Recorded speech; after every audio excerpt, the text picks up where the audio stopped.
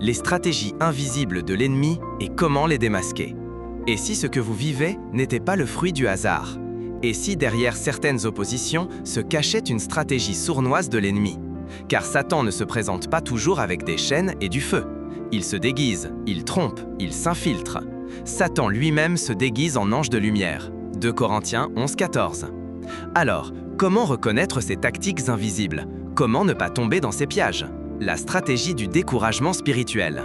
Le premier objectif de l'ennemi, c'est de vous faire baisser les bras.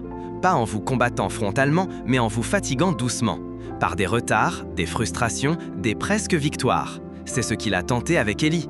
Il s'en alla dans le désert et demanda la mort, disant « c'en est assez ». 1 Roi 19-4. Quand vous êtes là, n'interprétez pas votre fatigue comme une absence de Dieu. Alimentez-vous de sa parole, comme Élie avec le pain du ciel, 1 Roi 19-6-8. La stratégie de l'offense subtile. Satan utilise les blessures émotionnelles comme des accès spirituels. Il sait qu'une âme offensée devient un terrain fertile pour le ressentiment, la division, la confusion. Il faut que les scandales arrivent, Matthieu 18-7. Mais il dépend de votre réaction. Prenez Caïn, Dieu l'avait averti, mais il a laissé l'amertume le conduire au meurtre. Le péché se couche à ta porte, mais toi domine sur lui, Genèse 4-7. Apprenez à libérer le pardon rapidement, ne nourrissez pas l'offense, même si elle semble justifiée. La stratégie de la séduction déguisée en bénédiction. Le diable ne vous pousse pas toujours à faire le mal. Parfois, il vous pousse à choisir quelque chose de bien, mais hors de la volonté de Dieu.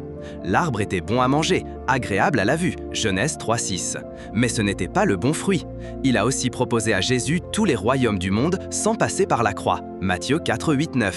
C'était séduisant, mais hors du plan. Ce n'est pas parce qu'une opportunité est belle qu'elle est divine. Demandez toujours, « Seigneur, est-ce toi qui ouvres cette porte ?» La stratégie de l'isolement spirituel. Le lion attaque la brebis isolée. Le diable cherche à vous couper de la communion fraternelle pour affaiblir votre foi. Prenez Pierre, il s'éloigne des autres, suit Jésus de loin.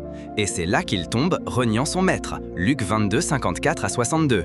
Ne vous coupez pas du corps de Christ, même dans vos luttes. Restez connectés à une communauté. Même un message, un appel, une prière avec un frère peut tout changer. La stratégie de la distraction spirituelle.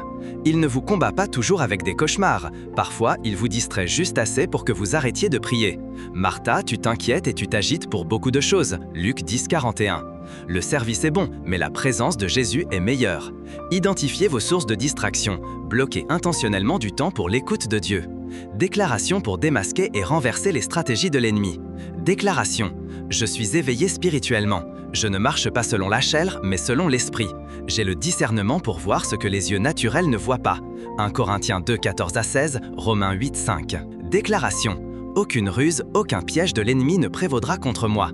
Dieu me révèle ses desseins et me garde des faux chemins. 2 Corinthiens 2, 11, Proverbes 3, 5-6.